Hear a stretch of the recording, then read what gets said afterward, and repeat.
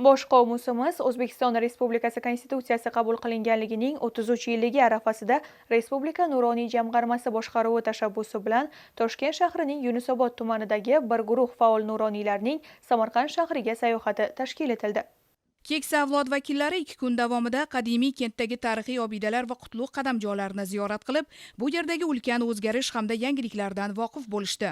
Mehmonlarda ayniqsa Shohizinda majmuasi, Xo'ja Doniyor maqbarasi katta qiziqish uyg'otdi. Amir Temur maqbarasida buyuk davlat va jamoat arbobining davlatchilik siyosati, ul zotning bunyodkorlik ishlari to'g'risida ma'lumotlarga ega bo'lishdi. Yunusobodlik nuroniylar Payariq tumanida joylashgan buyuk muhaddis Imom al-Buxoriy majmuasidagi ulkan o'zgarishlarni ko'rib, o'z hayratlarini yashirishmadi. Biz Yunusobod tumani nuroniylari Samarqand shahriga, Samarqand viloyatiga turizmga mehmonga keldik. Mana har kelganimizda o'zgarishlar katta o'zgarishlar. Mana bu yerlarga ko'p kelganmiz, lekin hozirgi o'zgarish bu umuman boshqacha o'zgarish bo'libdi. Bu majmualarda oilamiz bilan, farzandlarimiz, nevaralarimiz bilan keladigan joy bo'lgan. Haddan tashqari katta o'zgarishlar. Bu o'zgarishlar xudo xolisa kelajakda avlodlarimizga mas'uliyat yuklanadi. Xudo xolisa bizning avlodlarimizdan O'zbekistondan hamisha shunaqa ilmli, bilimli odamlar chiqsin. Yaxshi niyatlar bilan butun nuroniylar shu yerda kelganimizda hammalarimiz yaxshi niyatlar qilyapmizki, duoda bizaki ilm bersin, bilim bersin. Prezidentimizni hammalar har doim aytadilar, nuroniylar duoda bo'linglar, nuroniylar duoda bo'linglar deydilar.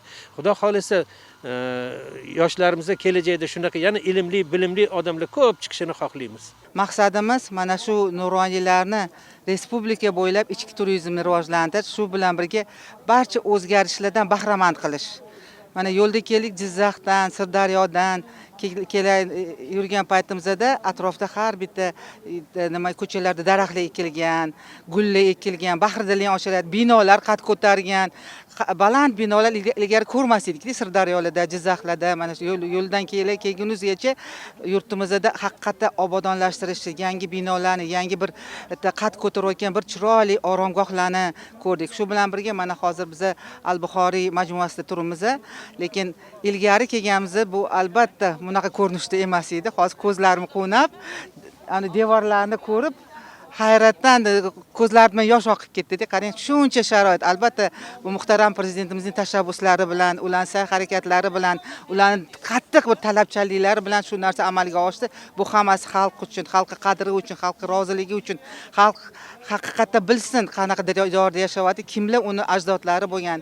Ayniqsa yoshlarni mana shu urf-odatlarimiz, qadimiy bir buvalarimiz, buvakolarlarimiz mana shu al-Buxoriydek, Mirzo Ulug'bekdek, Amir Temurdek insonlarning avlodlari ekanligimizni yoshlar bilishi kerak. Tadbir doirasida otaxon va onaxonlar uchun bir piyola choy tashkil etildi. Mana bugungi kunda Samarqand yangi O'zbekistonning turizm darvozasi bo'lib qoldi.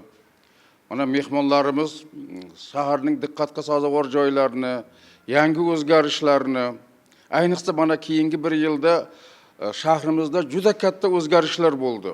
Mana shu Samarqanddagi o'zgarishlar, bunyodkorlik ishlari toshkentlik mehmonlarda juda katta taassurot qoldirishdi. Bir so'z bilan aytganda 2 kunlik sayohat va ziyorat mehmonlarda unutilmas taassurotlar qoldirdi.